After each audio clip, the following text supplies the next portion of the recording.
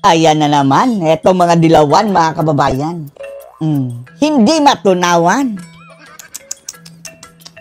Akalain nyo, nung naaresto si PRRD mga kababayan, ay nagpuputak na naman itong mga dilawan sa pangunguna nitong artista. Artista ba to? Takpan natin mukha. Bumabanat kay dating Pangulong Duterte mga kababayan at as usual, gumamit na naman ng kanilang ipinagbabawal na teknik na necropolitics mga kababayan. Necro meaning patay. Diba? Notado itong mga dilawan mga kababayan, gumagamit ng patay para sa kanilang pamumulitika. At pagamat hindi nagsabi ng deserve, ito si OG Diaz mga kababayan, ay nagpost siya. Ginamit ang patay mga kababayan na si Kian para ipamukha kay dating Pangulong Duterte na buti nga at naipatapon ka sa ICC. Nag-post agad itong si OG Diaz mga kababayan ng picture ni Kian. At ang sabi niya, paano kung kamag-anak niyo siya? Ano kaya ang sasabihin niyo ngayon?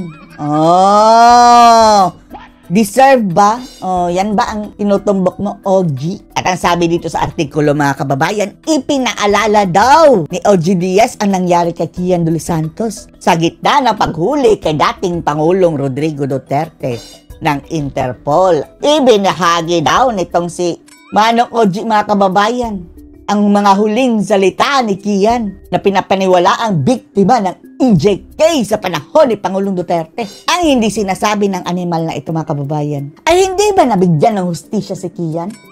Ha? Nakalimutan ba nito o hindi lang alam? O sadya lang ubob ang OG Diaz sa ito mga kababayan? Gumagamit ng lumang propaganda na pati ang pamilya ni Kian mga kababayan ay ang sabi, nakuha na nila ang hustisya. Bakit? O ipaalala natin ito kay OG Diaz ha. For your information, Mr. Oh. Shall I call you Mr.? Why are you... Diretso ha. Should I call you Mr.? Why are you gay? Panoorin mo to, OG. Hinatulan na ng Caloocan RTC ng guilty ang tatlong pulis Caloocan sa kasong pagpatay sa binatilyong si Kian de los Santos. Oh, di ba? Guilty. Hindi pa ba yan hustisya? Ha? Wala naman sa policy ni PRRD mga kababayan. Nagurguring yung mga walang kalaban-laban ang sabi ni PRRD kapag lumaban. Eto, example na lang. Kinaladkad at walang kalaban-laban. Nahatulan ng guilty. Dahil hindi naman lahat mga kababayan noon panahon ni dating Pangulong Digong matitinong pulis. Karamihan mga kababayan sa gumagawa ng mga ganyan ay mga ninja cops. Most probably mga kababayan, dawit din sila. Kaya nung inoperate nila mga kababayan yung mga tauhang, posibleng kumanta para idawit sila mga kababayan sa droga dahil natataranta na yung mga ninja cops mga kababayan Baka ikanta tayo dito sa ating mga runner ha? At si Kian mga kababayan, hindi natin sinasabi ha, pero ang duda sa kanya ay isa siyang runner. At etong tatlong pulis na nahatulan, ang sabi mga kababayan, mga ninja cops di umano. Kaya niligpit si Kian. Kasalanan niya ni Duterte? Hindi. Kasalanan niya ng droga. Dahil sa paglaganap ng droga sa Pilipinas, ganyan ang nangyayari. Para sa detalye Uma-Action Live, si Ryan A. Ryan? Detalye, pasok! Yes, Mayan, guilty nga sa kasong murder, naging hatol ng Caloocan Regional Trial Court sa tatong pulis na dahil sa pagpatay. Oo, G. Diaz, nakakuha ba ng hustisya si Kian? Who are you to tell?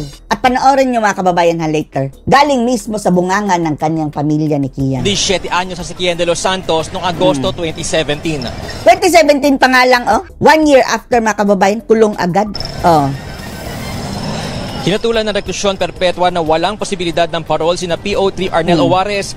Grabe Habang buhay na pagkakakulong na walang posibilidad ng parol. PO1 Jeremias Pereda at PO1 Jerwin Cruz. Ito ang kauna-unahang konviksyon sa alagad ng batas kaugnay sa drug war ng Duterte administration. Napaswelte naman sila sa kasong pagkatanim ng ebidensyang baril at droga sa katawan ni Kian.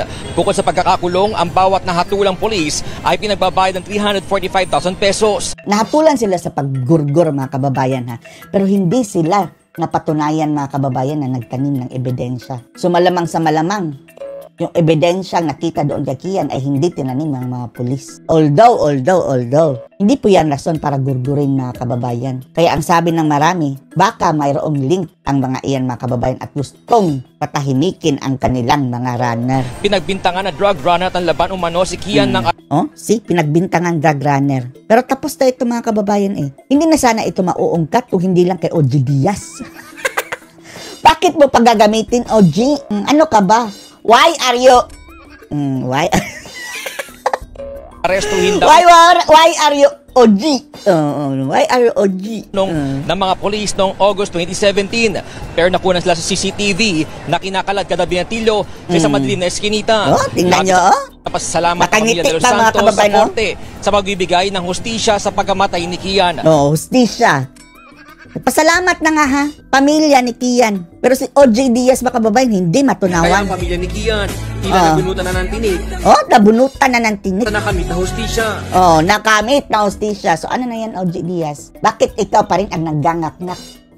Patahimikin mo na ang patay. Nakakuha na ng hustisya. Itong sina OJ Diaz, mga kababayan, hindi naman talaga yan concern kay Kian. Sumasakay lang sa issue, mga kababayan, para birahin si Duterte. Nakakuha na ng hustisya, Tama na, move on na. Binuhay mo pa. Sinariwa pa ni OJ Diaz, mga kababayan. Itong sugat na nararamdaman ng pamilya ni Kian. Salamat po sa Rodrigo Duterte dahil OJ Diaz, pakinggan mo. Nanay ni Kian, OFW, nagpasalamat kay Digong. po yung pinangako niya na bibigyan daw po ng hustisya yung pagkamatay ng anak Nabigyan na ng hustisya. Who are you to tell, OJ Diaz? ko dahil at least po ngayon napatunayan namin na innocent po siya sa Inosente si Kian, mga kababayan. Para sa kanyang family, ha? At hindi naman napatunayan talaga na drug runner si Kian. So kung ano mang ang katotohanan dyan, ilibing na natin, mga kababayan, kasama doon sa pagkamatay ni Kian dahil wala na tayong magagawa Anyway, nabigyan naman siya ng hustisya. Hindi na gagamitin yung pareho na itong sina Hontiveros, sina Kian de Los Santos, mga kababayan, nagagamitin pa para maintriga. mga passer na pinupukol sa amin na hindi maganda. Sa amin, masaya kami, no? Kasi nakuha namin yung hustisya para... Nakuha na ang hustisya. OG, bingi ka ba? Patunay na may rule of law, rule of truth. Mayroon talagang rule of law. At isa pa, mga kababayan, nasaan ang hustisya ng mga taong napatay na mga adik na nabaril, mga kababayan, in line of their duty? Sumisigaw ka rin ba ng hustisya, OG Diaz? Why are you OG? Ay, may naalala tayo dyan, mga kababayan, hindi na natin babanggitin dito dahil... Sa ating bansa. At kung meron po kang nagaganap na EJK, panahon-pahon ni Secretary de Lima. Di ba? Yung EJK, mga kababayan, simulat sa pool pa lang yan, hindi pa lang yan, panahon ni Digong. Panahon pa ng kupong-kupong mayroon ng mga EJK. At hanggang ngayon, lalong lumala, mga kababayan, yung mga patayan ngayon, that is considered EJK. Kaibahan nga lang, mga kababayan, ang namamatay dati mga kriminal, pero ang namamatay ngayon mga inosente. Mga memo na siya, guidelines sa EJK. Hindi po yan. Panahon pa ni Sabah, mayroon ng EJK at before at until now. Tapos, dapat isali sila sa kaso sa ICC. Pinahintulutan ng gobyerno. OG Diaz, mga kababayan, binuhay ang pang-iintriga sa patay kahit mayroon ng hustisya, mga kababayan. Anong masasabi nyo dito? Post your comments below.